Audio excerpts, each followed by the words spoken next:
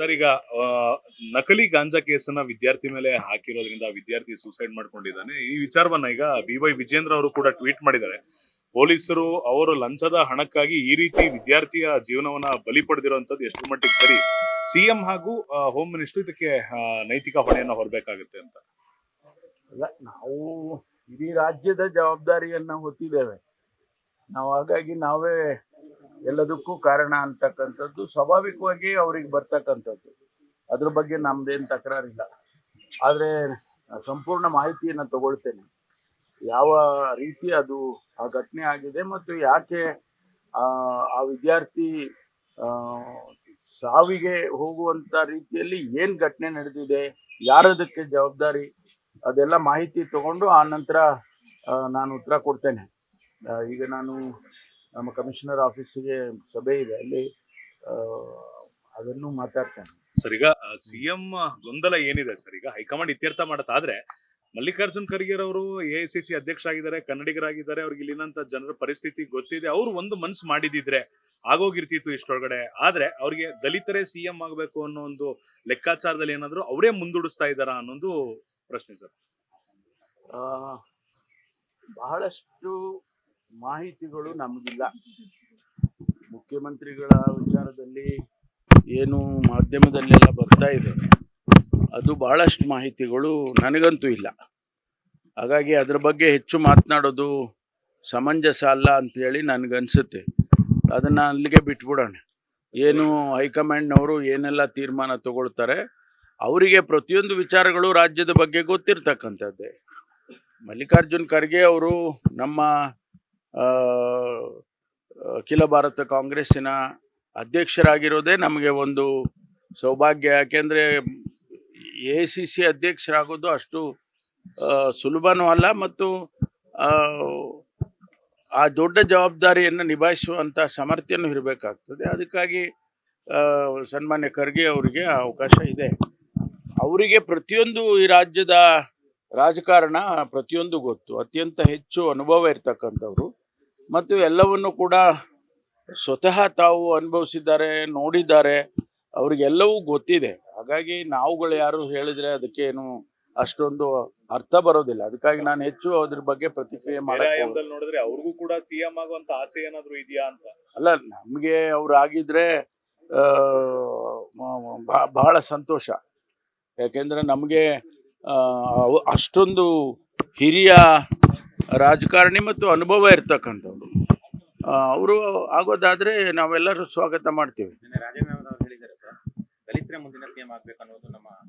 ಈಗ ಹೆಚ್ಚಿಗೆ ಅದ್ರ ಬಗ್ಗೆ ಮಾತಾಡೋದು ಬೇಡ. I don't want to unnecessarily get into that. ಸುಮ್ಮನೆ ನಮ್ಗೆ ಗೊತ್ತೇ ಇರೋದಿಲ್ಲ ವಿಷಯಗಳು, ನಾವು ಏನೋ ಹೇಳೋಕ್ಕಾಗೋದಿಲ್ಲ. ಡೆಲ್ಲಿಗೆ ಹೋಗೋದು ಬರೋದು ಏನು ಕಾಮನ್ ಅಲ್ವಾ. ಡೆಲ್ಲಿಗೆ ನಮ್ಮ DCM ಅವರು ಹೋಗಿದ್ರು, ಅವರು ಡಿಫೆನ್ಸ್ ಮಿನಿಸ್ಟರ್ನ ಭೇಟಿಯಾಗಿದ್ದರು. ರಾಜ್ಯದಲ್ಲಿ ಯಾವುದೋ ಒಂದು ಸಮಸ್ಯೆ ಅಥವಾ ಒಂದು ಅಭಿವೃದ್ಧಿ ಡಿಫೆನ್ಸಿನ ದೃಷ್ಟಿಯಿಂದ ಚರ್ಚೆ ಮಾಡಬೇಕು ಅಂತ ಅವರು ಹೋಗಿದ್ದಾರೆ.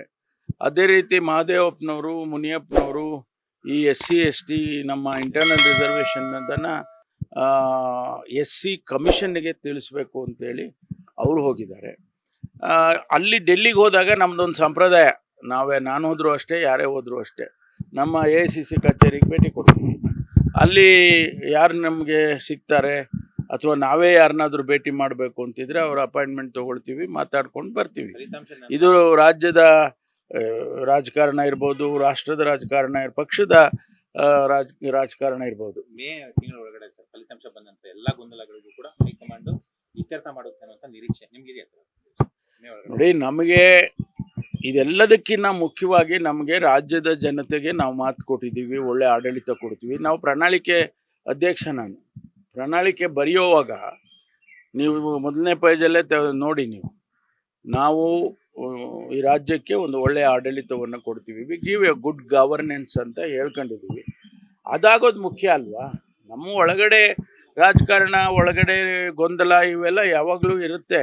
ಆದರೆ ಮುಖ್ಯವಾಗಿ ರಾಜ್ಯದ ಜನತೆಗೆ ನಾವು ಆಶ್ವಾಸನೆ ಏನು ಕೊಟ್ಟಿದ್ದೀವಿ ಅದು ಮಾಡಬೇಕು. ಅಹಿಂದ ಸಮಾವೇಶ ಹುಬ್ಳಿನಲ್ಲಿ ಮಾಡಬೇಕು ಅನ್ನೋ ಚರ್ಚೆ ನಡೀತಾ ಇದೆ. ಸತೀಶ್ ಜಾರಕಿಹೊಳಿ ಕೂಡ ಅದೇ ಚರ್ಚೆ ಮಾಡೋದಕ್ಕೆ ಹೋಗಿದ್ದಾರೆ ಅಂತ. ಅಹಿಂದ ಸಮಾವೇಶಕ್ಕೆ ಅಹಿಂದ ನಾಯಕರು ತೊಡಕು ಮಾಡ್ತಾ ಇದ್ದಾರೆ, ಕೆಲವು ರಾಜ್ಯ ನಾಯಕರು ತೊಡಕು ಮಾಡ್ತಿದ್ದಾರೆ ಅನ್ನೋ ಆರೋಪ. ಹುಬ್ಳಿನಲ್ಲಿ ಸಮಾವೇಶ ಮಾಡಬೇಕು ಅಂತ 25 ವರ್ಷ ಆಗಿದೆ ಅಲ್ಲ, ಅಹಿಂದ ಚಳವಳಿಗೆ.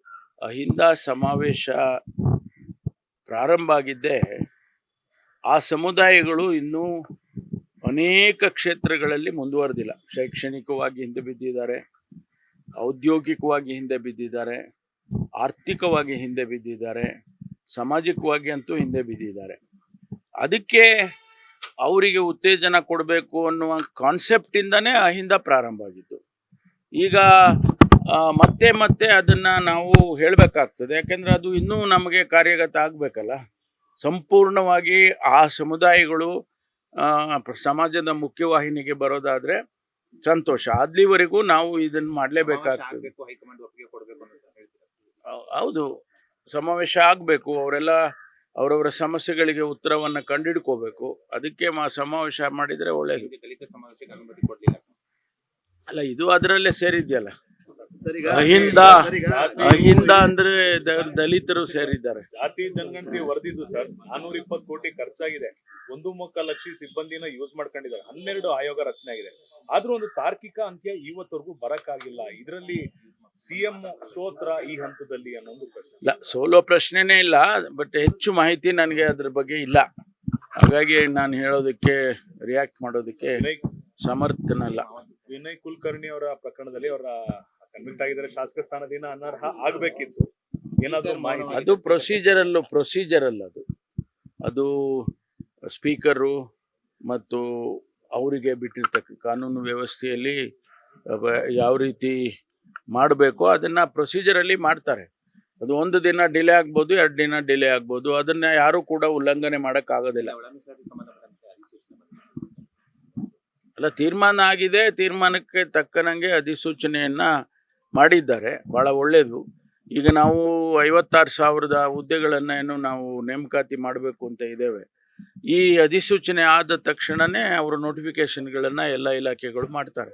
ಈಗ ನಮ್ಮ ಇಲಾಖೆನಲ್ಲೂ ಕೂಡ 8,000 ಸಿಬ್ಬಂದಿ ನೇಮಕಾತಿ ಮಾಡೋದಕ್ಕೆ ಪ್ರಸ್ತಾವನೆ ಇತ್ತು. ಈಗ ನಾವು ನೋಟಿಫಿಕೇಶನ್ ಇಮಿಡಿಯೇಟಾಗಿ ಮಾಡ್ತೀವಿ. ಈಗಾಗಲೇ ನಮಗೆ ಫೈನಾನ್ಸ್ನವರು ಕ್ಲಿಯರೆನ್ಸ್ ಕೊಟ್ಟಿದ್ದಾರೆ. ಇಮಿಡಿಯೇಟಾಗಿ ನೋಟಿಫಿಕೇಶನ್ ಮಾಡ್ತೀವಿ.